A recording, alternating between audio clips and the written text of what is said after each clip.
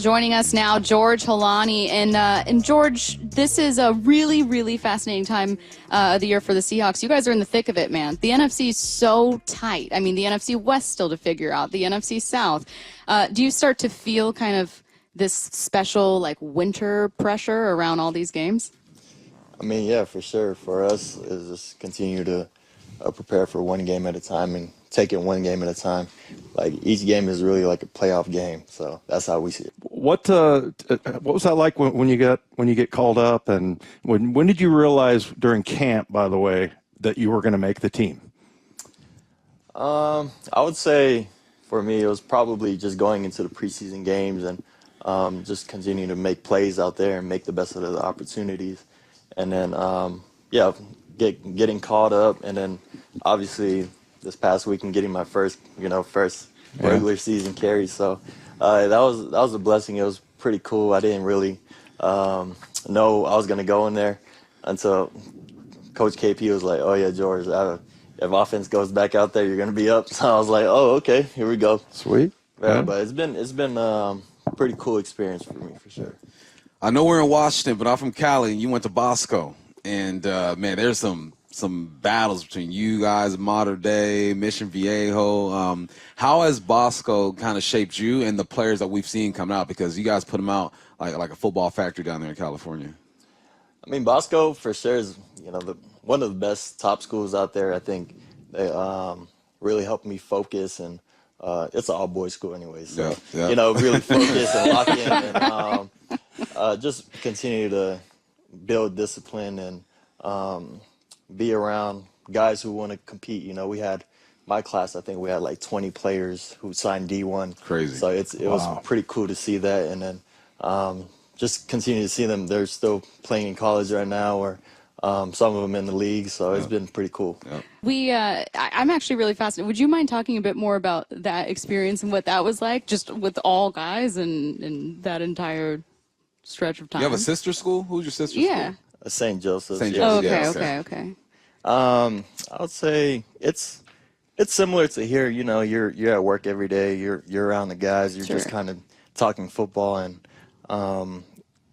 it's like a lot of uniform. You got to make sure it's clean shave. So we had to make sure everyone was locked in, and I mean, it was pretty cool though.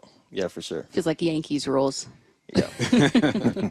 Hey, what were some of the other choices you had besides Boise State that where you were recruited? I would say the last three came down. It was Boise, Oregon State, BYU. Yeah. Yeah. You chose wisely. Appreciate it. Oh, yeah. Boise State, man, in the college football playoffs. Yeah. I'm sure you still got some homies on the squad. Have you spoken to them? How are they feeling? Oh, yeah, I'm locked in with them. I always play the game with them. I still chop it up with all the guys. So it's pretty cool just to see them have that run they have this season. It's been a great season. And obviously Ashton, having a hell of a season. One of the best players, literally the best player in college football, in my opinion. He's been absolutely unreal to watch. I mean, we talked about how any other season it would have been his Heisman, but then you've got Travis Hunter, who I'm sure you can also appreciate from afar. Are you like, Ashton was robbed? Yeah, for sure. I can see it, yeah. Out of loyalty. Yeah.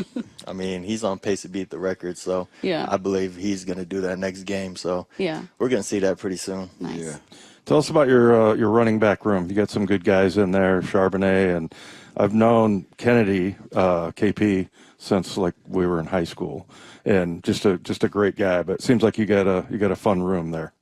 Oh yeah, it's a real tight knit room. I mean, everyone's always cheering for each other and making sure everybody's locked in with the game plan going into the game. We're all asking questions, making sure everyone's dialed in on protection, and then obviously KP getting us right in there, and being able to teach us like the cheats each game and what he sees from his point of view. Is that the hardest thing, the pass pro? Just because I feel like if you're a really good player in college, you're either running the ball or you're catching the ball. Is that one of the things that's maybe the toughest to pick up?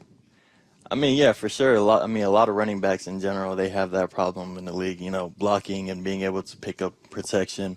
because the guys who get paid the most bucks is the quarterback, the guy on the side of you. So Yeah. just having the coaches and the quarterback being able to trust you, and running backs and protection is definitely important.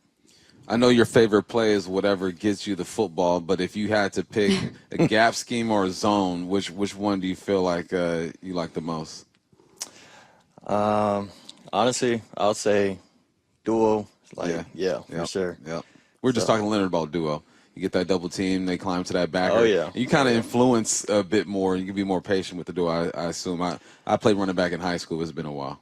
Yeah, for sure. I mean, duo literally can hit anywhere. Yeah. So that's why it's my favorite play. Can hit inside, outside, just being able to be patient, hit it downhill, and then react off, whatever is in front of you. Yeah. How's Grubb, speaking of, as a play caller, like, do you spend a lot of time talking to him? I know it's probably mostly position coaches, but what do you make of his first season?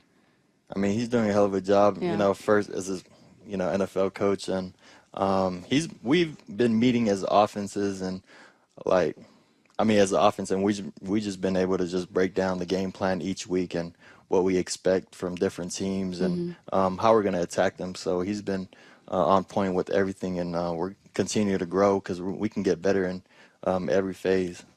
George, it seems like everybody talks about Geno's toughness, like his physical toughness, which we're seeing now. But like a lot of it is his mental toughness, it seems like. Like tell us about your leader there on offense. It just seems like he doesn't let anything rattle him. I mean, yeah, for sure. He's real confident in the way he carries himself. Every time he steps on the field, he's able to, get the job done, and he's able to make sure we're dialed in on the plays as well. I mean, that's a leader on a team who's always wanting the best for the team. He's making sure guys is locked in, walkthroughs, just being intentional with everything we do. He's that guy who's gonna, just carry himself, and we just, watch him, what he does, and trying to follow in. Yeah. So how do you like the Northwest? You go from Cali to Idaho to Washington. How do you like the Northwest so far? Oh, yes. I go from, beach weather to, a lot of snow in Idaho and then a lot of rain now. So, Right. I get it all. So, it's been pretty cool being able to adapt to it. And then just going out there and practicing in the rain. I'm not really used to it. We just go in the indoor and stuff. Right. But it's been pretty cool just getting used to it. I mean, it was good weather in the summer this past offseason. That's how I get you. Yeah, Oh, yeah.